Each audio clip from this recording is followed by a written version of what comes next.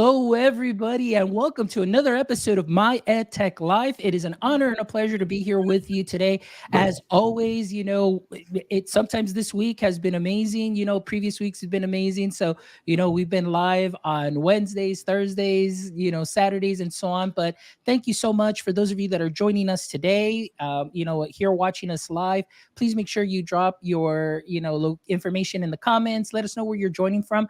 But I'm really excited that you're here. And as always, thank you so much for your support. And today we have an amazing guest. We have an amazing show where we're going to talk something that I myself am a big advocate for. And I'm just a big fan of STEAM and, all this hands-on science, technology, engineering, mathematics.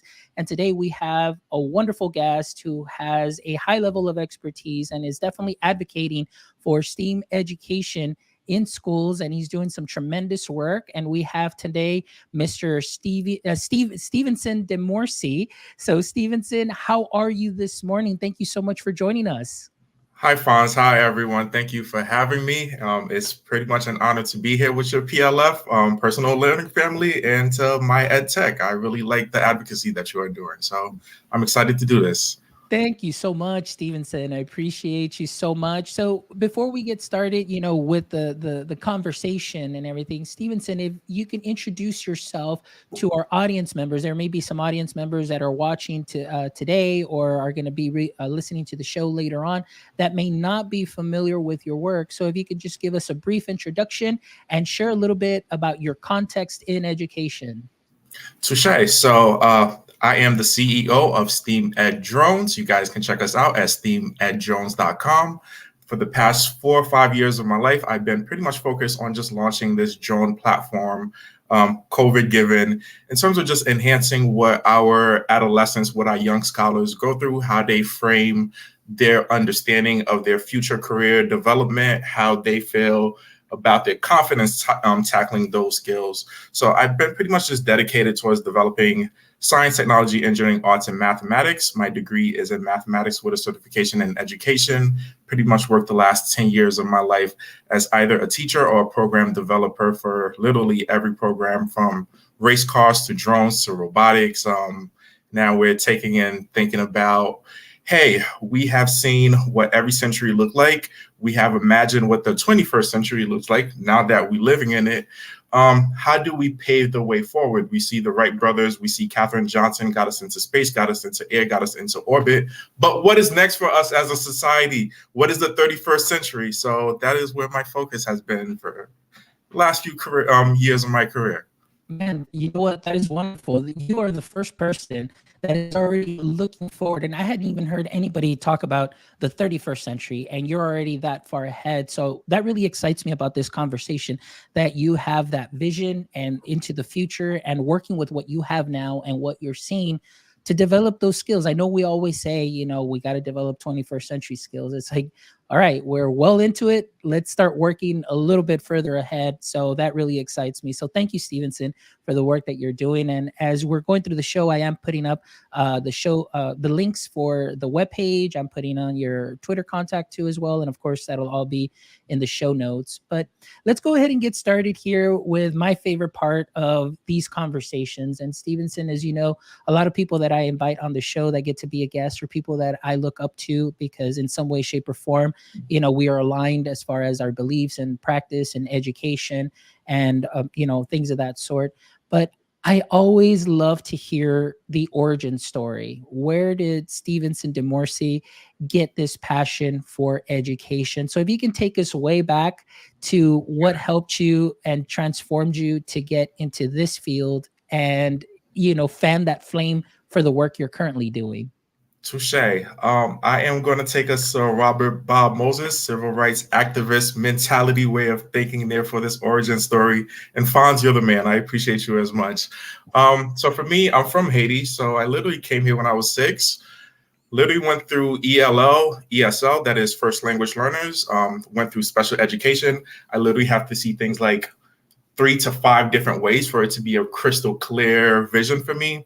And then leaving out of special ed, going into gen ed, going to honors, going to advanced placement. That was all throughout, middle school to high school. So for me, I literally got to see one, what every learner had to go through based on their learning category. Two, I got to see how they were treated based on their learning category. So for example, when I was in ESL or special education, I didn't get to go on as many field trips or etc. But when I'm in honors or advanced placement, I'm at biomedical symposiums, I'm at National Society of Black Engineer conferences. So it was just a lot of, gaps or disparities between the two groups, if you're thinking of a spectrum there. So when I went to college, I started studying engineering. And I remember sitting in a physics class, and the professor was, I was having a hard time because I really did not care in terms of, you can't talk to me about speed and etc. and not have me do an engagement activity to get to understanding that concept. So while I was excellent in labs, when it came to just the pure sitting down doing the work, I just felt like I was like not within my calling there. And one of the professors kind of guided me and say, hey, this is not where you're going to get to be of service. This is not where you're going to feel fulfilled. And so I took that to heart and realized like my passion was truly in education. I had been tutoring since literally the age of 15, literally mentoring since the age of, that young age. And so once he guided me towards that, I was able to follow one of my mentors, Troy Smith, similar career path. He was an educator, mathematics. So I decided to follow that career path as well. Went and got my BA in mathematics and my certification in teaching. When I left out of college in 2013, I literally started a charter school, founding teacher out of charter school, creating the pre-algebra and the algebra curriculum, as well as the robotics. Went into public sector, created race car programs for several schools, created robotics program, created drone programs. And so that's been literally my passion. I found that, I'm very passionate about mathematics, so it's enjoyable for me to be competitive in it.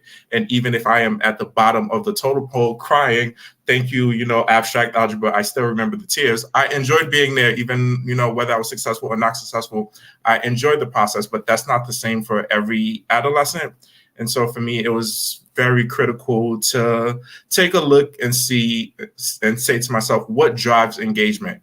What drove me to stay in school, to stay motivated, to want to be above and beyond? And how do I take that and create a bigger platform where young scholars can come and see the fruits of their labor automatically, make these connections automatically? And for me, the STEM, more specifically STEAM, because art is the voice that we use to explain and to fill everything out. So for me, the STEAM platform was just imperative in launching something that's sustainable. Wow. That is amazing. And this is why I love asking these questions, because oftentimes, people will be familiar with your work, see what you're doing, but they may not hear where that passion and where that drive comes from. So obviously it's from your experiences, and coming in, like you said, youth, learning language and so on and so forth. And then of course, moving up into university and pivoting into something else that maybe you didn't have in mind, but now, you always had that heart. I want to say that you probably always had that heart of a teacher, as you explained earlier, that you were always mentoring even at an early age, and you were, helping others because you saw that value. And just in the same way that maybe somebody helped you, you're helping them. And now through the power of STEAM, you are continuing, that education and helping a lot of young minds that are out there to grasp this concept, to continue to learn, and to continue to develop their language, develop skills, and most importantly, like you said too, those skills that will be needed in the 31st century. So I love that. So talk to us a little bit more now that you kind of gave us the backstory. So you're going into the classroom now, and what were some of the first obstacles that you kind of ran into as you wanted to kind of get these programs started? And the reason I ask that is because oftentimes, although this may not be programs that are heavily pushed in districts, there's oftentimes pockets of innovative teachers that like to kind of take things to the edge a little bit. In other words, we have our sandbox and we kick up sand and we do things and still teach the content, but we kind of like to do things a little bit different. So where did that start for you? So I say a particular experience, my first year once I left the charter school after building everything, I had no idea how I would leave being a big fish in a small pond to be still a big fish in a very big pond, but not having the same level of microscopes on me. So I had to figure out, how was I going to be excellent in a bigger playing field there in Jersey City Public Schools with Lisa Santiago Veloz and Troy Smith there, who were people who definitely believed in me and wanted to see the excellent that I brought to myself, to, the group of scholars that they had there. And so for me, it was a very big responsibility. So once I got inside the classroom, they had asked me to, share some of my pedagogy with my fellow peers, with my fellow colleagues. And so that was a gateway. Another gateway for me is we had bought this program called Teach 2-1 it is not working, but no one can say it is not working and stop it because everything is already paid for. So it is not working and we have to figure out a way to make it work.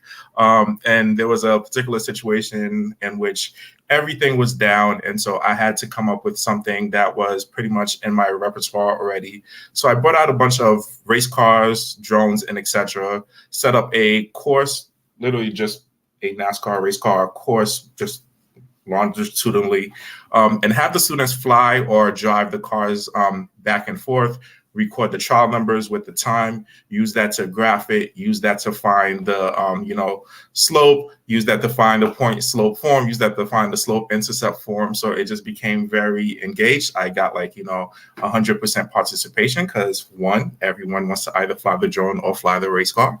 Two, hey, if I want to fly the drone, fly the race car, there's a certain way I have to carry myself inside the classroom that shows responsibility and consideration. And three, the work that goes into why am I flying the car? I want to do that because I want to know how I fare along as a student against their peers, or how they can improve or what they're actually looking at. So having that 100% engagement versus this program that we paid a lot of money for that's not working, for me, it was just very telling. And I knew I had to don't know how long it will take, but I knew I had to spend, a good few years of my life just dedicated to bringing that engagement and bringing that openness.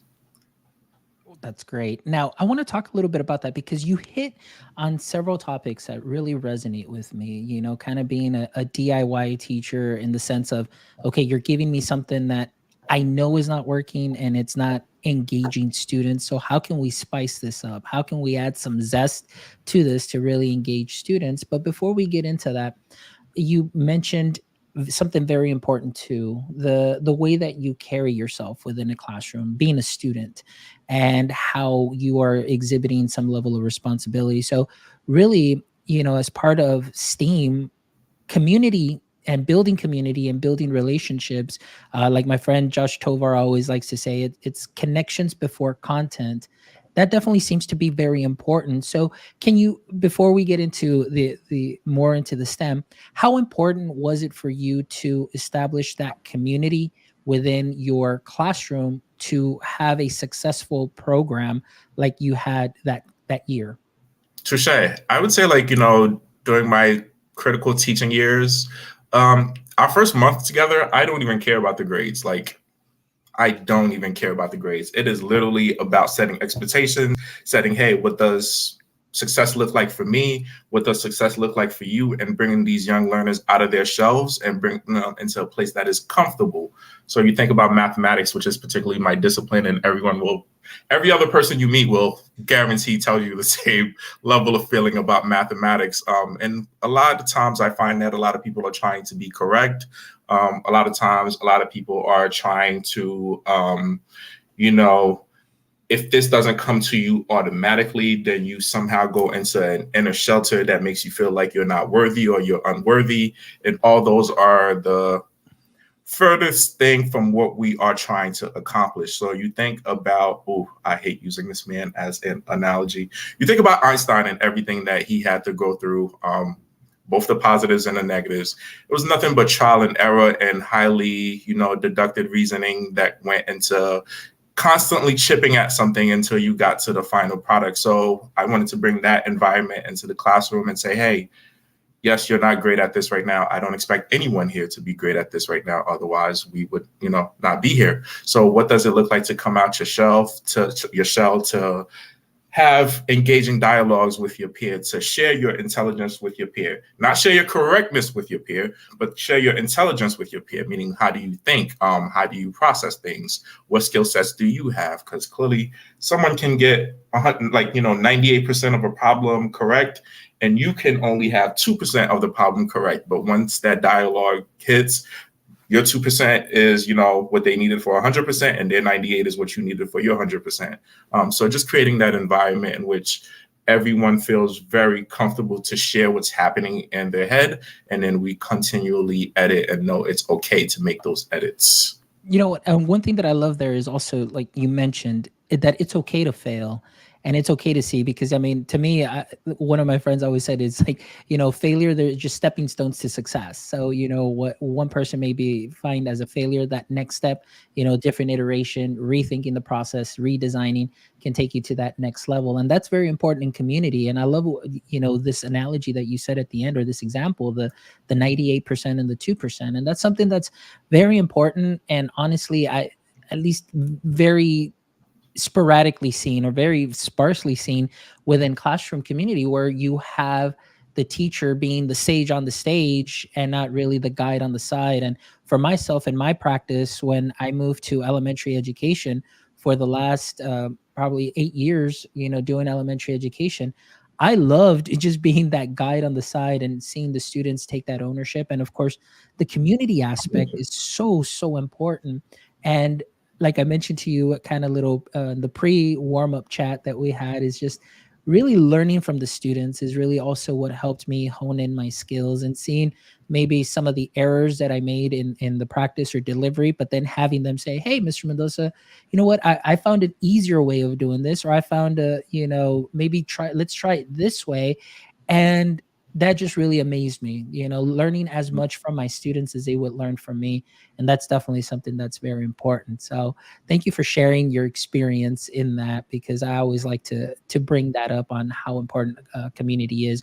So now you established your community. Now, like you mentioned, you developed this program kind of, or using kind of that framework of this program that wasn't working, and kind of tweaking it, making some edits, and making it your own, I guess, in that sense, to engage students. So how does somebody come up with something like that? I mean, you said it was just a lot of trial and error. I know you did have a big math background, but can you explain to some degree, there might be some teachers out there that might have a little bit of trouble ideating, how to take maybe a lesson or a program that they're given and kind of tweak it a little bit. What are some what's some advice that you would share with them? So personally for me, clearly, I had a bunch of unofficial skills. I played video games my whole life. That has been a tremendous asset.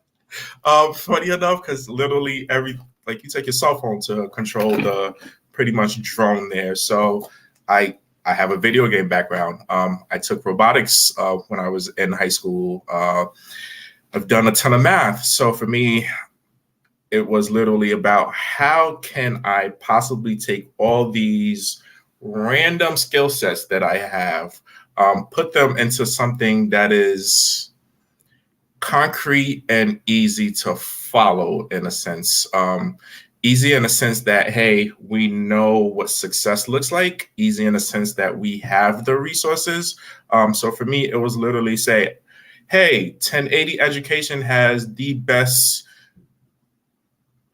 competition when it comes to small learning environments. US First Robotics has the best competition when it comes to whole group collaboration. I specialize in day-to-day, and then at the end, a big sort of showcase. And then we look at the National Society of Black Engineers that does an excellent job at monitoring and tracking students throughout, their progress. So for me, it was literally taking the best bits of all those things that had been critical for me, that I'm thrown into a drone classroom there. This is before my own company. I was thrown into a drone classroom there where I'm learning how to build drones. I'm literally soldering. I'm literally programming. I'm literally doing all these things. And it is trial and error. That is the beauty of engineering. You get to tweak things, you get to learn that how the inside works. And that way I'm able to reverse engineer and say, hey, these are the easy components, these are the hard components. This is what we can scaffold for middle school to high school versus elementary school. So for me, it was just creating a good jigsaw. Nice. I love that. So let's talk about your company, like you said. But before we do that, were you already, introducing drone technology within the classroom before you formed Steamed Drones? Yes, before I went into Steam Drones, I was working with the Jersey City Public Schools, and this literally the granddaddy of drone company, literally the first in the state, NJ Drone Academy, and that man did a lot of work to get us thinking about the 21st or 31st century there, rather. But his mentality was more of an engineer. The man spoke like 60 words a second. So it's very hard if you don't have his background, it's a little hard for you to learn how to do the application aspect. And so when I clearly join the group of cohort that was there for the first round, I realized I was excelling. Nothing was really nothing was really challenging. It's not that, I wasn't learning things, but nothing was really challenging because it literally felt like I had the toolkits already for this.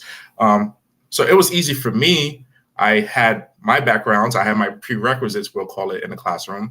But it wasn't the same for the other educators. A lot of them just fell to the wayside. Most people just ended up on a simulator and just stayed in the metaverse and wasn't really. We have 5 generations in the workforce, right? You can't just stay in the metaverse. You kind of have to be active and going. So for me, I realized I had this particular skill set. I saw everything that needed to be tweaked. I saw how to take this and not make it just a building engineering thing, but make it something tangible for the education system to be able to validate. So we're adding the mathematics aspect. So now you can literally use this to validate and say, hey, this is improving our mathematics test scores. We take that same thing. We have to teach technology literacy. That is website building, flyer creations, etc., all those things. So I made sure I added that into the curriculum. And clearly research is the biggest things. All grants are pretty much based on research. So we added that into the curriculum as well, making sure we know what first responders were doing, what the future job market looked like. One thing that I love that you said is you took something that was already out there and you simplified it. And oftentimes what I think is that there are so many great products that are out there. And obviously a lot of people, they see the value in STEAM and STEM, but oftentimes, the companies may not take into account, teachers, we learn very differently, where somebody they don't have a teaching background. They don't have that specific skill set of taking something that's complex and breaking it down to present it to teachers in a fairly easy, streamlined way. It kind of makes it, very difficult. So I love what you said, that you have a specific skill set. You had your experience in the classroom, you had your experience through college, and then now you took this vision and then you created something of your own. And now, you're doing some amazing work. So let's talk a little bit about that work that you're currently doing. I know for STEAM, hands-on learning is something that is very, very important. And some people, though, may still be a little wary of adding the drone component into a STEAM program. Can you tell us a little bit about how maybe just to either overcome that fear or just not to see that as a barrier to entry into a STEM program? Touche. Franz, I like how you phrase that. I will say fear is a very good thing. Fear is a very beautiful, beautiful thing. You have to know when to stop. So I say I hate using Einstein because you have to know when to stop. You really have to know when to stop. So when it comes to drone technology, clearly what we have seen since past 150 years has been all warfare. So we know they are excellent at warfare. Everyone has that. We know they are excellent for spying on people. We know they are excellent for doing some terrible things. However, deal with that fear. It is an actual real fear. On the other hand of that spectrum, everything, yin and yang, everything that has a dark side has a light side. Everything that has a light side has a dark side. We're creating drone defibrillators. A kid could be out playing football, 3 miles from the hospital. Am I going, say we're in New York City, am I going to send a ambulance and stop through traffic several times to get that? Or am I going to send a drone out? We're talking about future careers there. We have drones. They can go inside of buildings to survey and see what's happening inside the building. So that way we're not sending firefighters out on rescue missions when we can automatically look to see who's and what's inside the building and create a pathway there for them to go inside safely. A lot of these guys are volunteers, so taking their safety is top notch. We have the police captains and etc. there. How are we using the drones to, deal with active shooter engagements, environments, or situations, and getting practice for that? How are we using drones for agriculture? So a lot of it is about creation. All of it is already happening right now. Keep your fear, but understand that we have to take this thing that was used for we'll reserve our opinions on how we felt about what it was used for, but how do we continue to grow it out here? How do we create systems and jobs and employment opportunities and literally the 31st century, whether you're using passenger drones or a few other drone applications there? And I love everything that you stated, because it really brings that public awareness to drone technology and, being an important component to STEAM. I mean, we can't just, as educators, sometimes we can be gatekeepers of a lot of things that are out there. And again, it could be that we are gatekeeping because of that fear of using the new tech. But I love the way that you said that, fear is good. Fear, you get over that, and you get over that hump, and then you kind of see the plus side, the upside. And so I love that, in your answer, that you are making the public aware of the importance of drone technology, and you gave very great examples of how this technology can help support us as a society, and of course help us in times of need, certain dangers that may happen, where now you can easily just fly in an FPV and either deliver something or scope out a situation, maybe something going on in schools for security measures. But also the learning component is something important, creating those jobs and that skill set that like you said, going back to the 31st century. And that's something that's so important.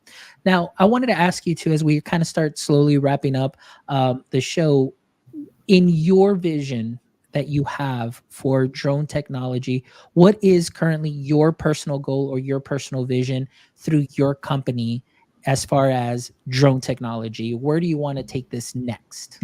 Touche. So I kind of want to follow a similar career path to you there. Clearly, you have a platform. You bring in us activists here, and we are all moving the needle forward in terms of the STEAM and how to utilize it to better the society that we're in. How do we use it to motivate the young scholars that are coming up? We know pretty much right now the metaverse is being developed and finding more applications for. So how do we ensure that, that we are technically training and technically getting our current society prepared for the 31st century? So for me, what that looks like is, one, creating more advocates, bringing advocates into the platform to talk about how we relate STEAM to drones and why we are tackling drones so much.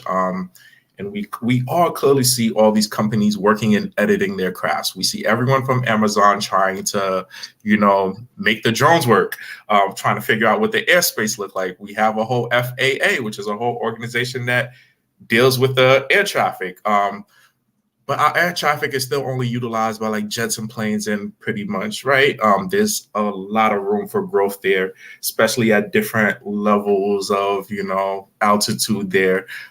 So we have so much free space. So for me, it would be about utilizing platforms that, leads to the development. So we take STEAM at drones. Now that we have the course in our hands, we have how things are developing, how things are working. How do I use that to create a drone defibrillator? How do I use that to create a passenger drone? How do I use that to create the next video for 2 Chainz if you want? But it's more so, how do I utilize the technology, the cameras that are inside of these guys. Clearly, that's big for Hollywood. It's also great for first responders. So I just want to see a lot more of these guys being utilized by different fire departments, different police stations, different schools, hospitals. So for me, it's a little bit of getting our needle moving a little quicker. Excellent. Well, great. Now, Stevenson, please let us know a little bit more about your company and what you are offering. I know I have been sharing the company link, and of course, that'll be on the show notes as well. But tell us a little bit of your offerings that you have for the education sector, and what a district can look forward to in obtaining, one of these packages that you offer.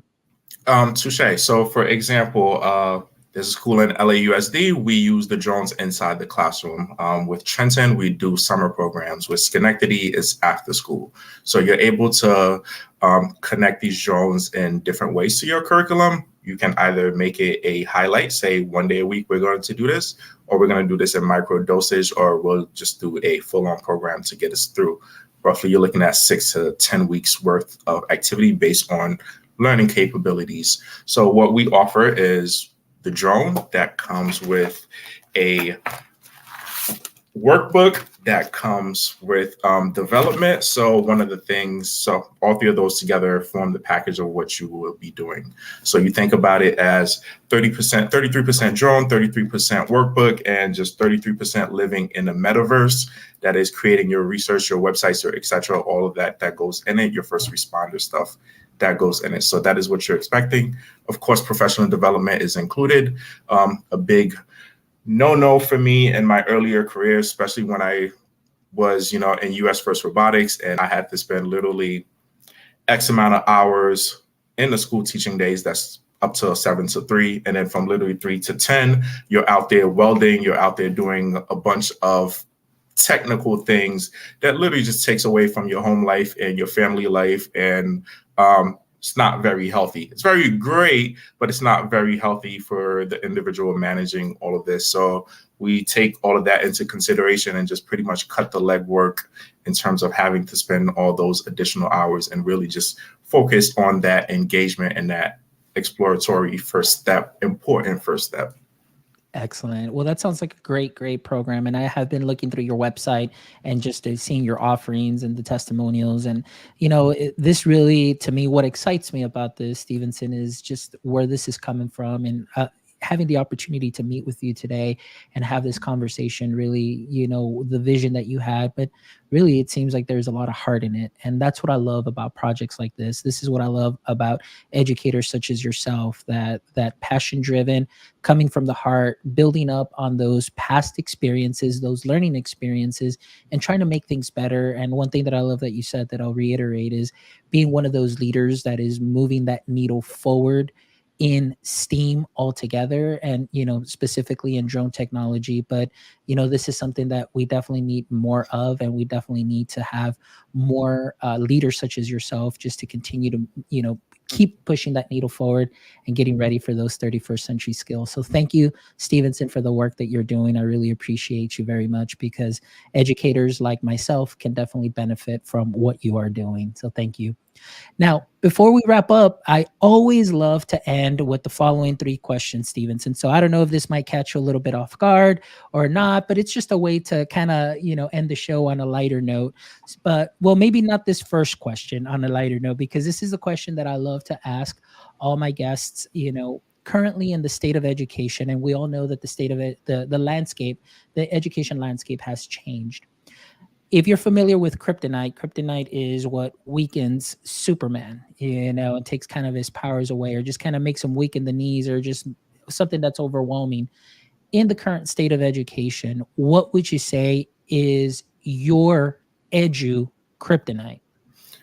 That's a tough question. That's a tough question. What is my edu kryptonite?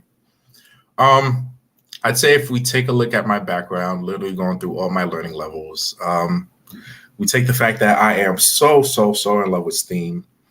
I think the one thing, and I'm a millennial, so I literally saw the internet being created, cell phones, laptops, dial-up, things people don't know about. So for me, I grew up outside playing, but I also know about video games. So for me, my kryptonite would be literally a one level or one tier way of thinking and doing things. Don't leave me stuck in a textbook. Don't leave me stuck in a cyberspace. Don't leave me stuck listening to a lecture. Find a way to take a micro dose of all of those and create a full learning environment. So for me, it would literally be just a one-way mindset. Someone can talk to you about STEAM, but then they say, hey, let's focus on our mathematics. That's not STEAM, that's mathematics. I like to explain it as the Power Rangers. Each Power Ranger has a Megazord, but then they have a Super Megazord. So your one Megazord is not the Super Megazord. There's a big difference there. There's a tremendous difference there. So for me, my kryptonite is just the lack of understanding of the cross-curricular, which I believe you tapped on a lot in our previous conversations. So yes, it's just not being able to do that cross-curricular integration. That is, for me, that's. Excellent. All right. Well, we're going to kind of interject a little bit here. I know we said we're going to have 3 last questions, but there's a question that just came in from John Woodward, who is joining us on YouTube. And here's his question. So we can break this down, Stevenson. It says, what are some of the keys to getting a STEAM initiative started on a campus? So let's start with that one first. Touche. So John, people first. So find $50 somewhere. Order a few Domino boxes of pizza. Say, hey, we're having a conversation about STEAM, this pizza. Get your community there. Everyone starts talking. Everyone figure out what resources we have. Next, find a very cheap resource just to get a first activity started. So let me give you a free, cheap resource there. We don't even have CDs anymore, so we can't make a CD race car. So go to steameddrones.com. On the first link there, you'll see a free lesson plan. It is a paper plane airplane activity that focuses on STEAM. Build a paper airplane. Do that activity. Learn that, review the concepts that goes into it. That is your graphing, your etc. And there, you should have a community with an interest who are all dedicated, and then we can go from there. Create flyers, give every person like 3 flyers. Say, hey, give one to this food vendor. Tell them this is what we're doing. We need some food to blah, blah, blah. Give one to someone with a lot of capital. So, hey, now we're fundraising and getting things through. 2, bring one to someone in office there to come in and speak to you. You never know what resources they have for you. So those are the ways that I've usually built my platforms, and they've all have worked out pretty decent for the people. All right, now let's go to part 2 of John's question. It says, as part of that initiative, how can we get more diverse populations involved? Minorities, girls, etc. Touche. For that, please log on to STEAM at Drones, the Instagram version. We have a document getting girls into STEAM, and the same concept applies for minorities. Clearly, technically, historically, both those groups have been shunned out of the competitive landmark when it comes to the science, technology, engineering, mathematics. The art is the only thing that young ladies know from kindergarten that they will be excellent in. It is also the main advocacy for the Black population. You look at where we are, the Black population is shining. That is sports, that is music, that is, etc. So when we take a look at that, we really have to look at things from a art perspective. So now we have our drones, they have a camera. So how am I creating videos? How am I creating promotional materials? How am I taking pictures and editing those pictures? So it literally just starts with knowing, hey, this is where my population excels at, and this is the voice that I'm going to use to grab them into the other aspects. Great answers. Thank you so much, Stevenson. And thank you so much also, John, for sharing that question. That was very important. So thank you so much. Now, let's go back now to the last 2 questions as we kind of wrap up. Stevenson, if you could have a billboard with anything on it, what would it be and why? So one, clearly my company logo, Steve Ed Jones. Under it, I have the saying that I always say, it's called "Stop Putting Limits and Reach," and that would literally just be the caption: "Stop putting limits and reach." For me, literally, It has been one of those, it's best said in a it's best said as I can't, but God will. That is essentially what it means. I can't, but God will. There has been a lot of times in my career, a lot of times in my youth where certain gaps were there for me, and I did not see personally how I was going to get through them. I did not see personally the skill set that I had to get through them. But in persevering and pushing forward, God has always provided the resources that I can. So for me, it has always been about whether I was in special ed, ELL, honors, advanced placement, whether I went to do amazing things to bring other people out of those environments. For me, it's always been stop putting limits on thyself and just reach for your highest potential. Excellent. I love that. Thank you so much for sharing that, because I know that's something that's very personal too. But thank you for sharing that with the world. And I think honestly, that would be an amazing billboard for anybody. Stop putting limits and reach, because oftentimes that imposter syndrome kicks in and we just kind of start doubting ourselves. But, we just got to keep moving forward and reaching. All right, last question. But before I ask this, I just want to go ahead and give a shout out also to Josh Tovar, principal extraordinaire, also that's joining us here from Texas. So thank you, Josh, for joining us this morning. And the last question here, Stevenson, for you is, if this was the Stevenson Demorcy podcast and I was a guest on your show, what would be one question you'd like to ask me? Touché. So clearly you have an extensive elementary experience. You have an extensive education experience. You're out here in the field and showing pretty much forefront for millennials, how do we incorporate tech and et cetera into the classroom. Also, you're clearly here creating a platform to advocate for the needle moving forward in terms of the STEAM and STEM platform in there. So I'm just going to ask strictly, what keeps you motivated and keeps you going? Okay, so honestly, for me, and I'm always going to say this, and people have already probably tired of hearing this story, but I always say, I never wanted to be a teacher. I was going to go into business school and I was going to go make a lot of money. I worked in marketing. I loved it. There was one of those fork in the road moments that I had to switch careers, make a pivot due to some of my dad's health issues. So I needed to be made more available. And so I fell into teaching, and I absolutely fell in love with everything about teaching. And those marketing skills really helped me in personalized learning, because I had 30 customers that I had to teach the same thing to. So I had to sell it differently to them. And as I continue to move forward from high school to elementary, that's really where I honed in my skills. And for the same reason, maybe the same reason that you did this, is because I know what I needed when I was a young kid growing up and learning English, because English was not my very first language. So I had so many people help me along the way, so many seemingly huge roadblocks and barriers that I thought that I had to reach, and I had to improvise, adapt, and overcome. So that passion, and now kind of seeing myself, my younger self, and a lot of the students that I've worked with, really just in my heart of hearts was just, I want to give them the best. Like I want to give, it's almost like that parent thing where I want to give them what I never had. Well, really, it's like, I want to give them those opportunities and expose them to the coding, to the robotics, to the drones, and to STEAM, because those skills oftentimes are seen as they're siloed, like, oh, no, that's just science. No, that's just technology. But all of the skills that you develop are cross-curricular. And my goal has always been to create a learning experience. Oftentimes people say, oh, well, I mean, I learned this.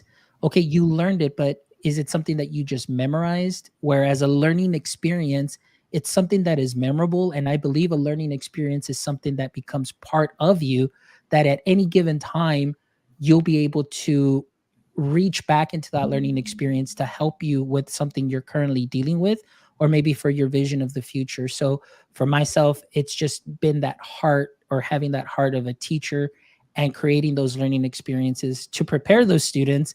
And I often said, prepare them for the 21st century. But now my vision has, because of you today, has definitely extended now into the 31st century. So Amen. thank you for that. Thank you, my friend. And I appreciate the question. Stevenson, I have had a wonderful time chatting with you. And just again, a leader that you are, the heart that you have, moving that needle forward. I am really excited about the work that you're doing and the work that you will continue to do. And before we sign off, if you'd like to share, please, where can our audience members, get in contact with you? Where can they connect with you the best? Touche. You guys can totally log on to the website, steameddrones.com. Follow us literally on all social platforms. We are just like my EdTech life here. Make sure you connect with us however you can connect with us. And Fonz, I know you just had a birthday, so happy birthday. Thank you, Stevenson. I appreciate it. Yes, my birthday was yesterday. So, went out, a beautiful surprise by my lovely wife and everything, went out. But you know what? I woke up early, excited about today because, obviously I'm very passionate about speaking to wonderful leaders and just podcasting and just bringing, again, amazing guests to our audience that is out there and giving up a platform. So again, this, in addition to what happened yesterday with my birthday, this definitely makes my weekend really excited. And right now, I am really pumped and just enthused about this conversation. And I just really want to go out there and start advocating a lot more and sharing a lot more about what is out there. So thank you, Stevenson. Appreciate it. And to all our audience members, I want to give a shout out to Cassie Cohen, who's just joining us right now, John Woodward, and Josh Tovar. Thank you so much for joining us live on the broadcast. I know we've had a lot more viewers also. So whatever platform you were using to view the show today, thank you so much. Please don't forget to connect with Stevenson. Please make sure that you check out our website too as well at www.myedtech.live. Check out all our previous podcast episodes where you can find educators and creators from different backgrounds for all different subjects. So please make sure that you give us a listen, and also make sure you check out our merch. We have a couple of shirt designs out there, and maybe the shirt may not be your thing. Well, you can buy us a cup of coffee so we can keep the creativity flowing and going. So you can go ahead and click on those links. And if you'd like to go ahead and buy us a cup of coffee, we definitely appreciate that. And as always, my friends, thank you so much for making us part of your Saturday morning, wherever in the world you may be, whether you're eating breakfast or having a late dinner or an early lunch, wherever in the globe. Thank you so much for making us part of your Saturday. And until next time, my friends, don't forget, stay techie.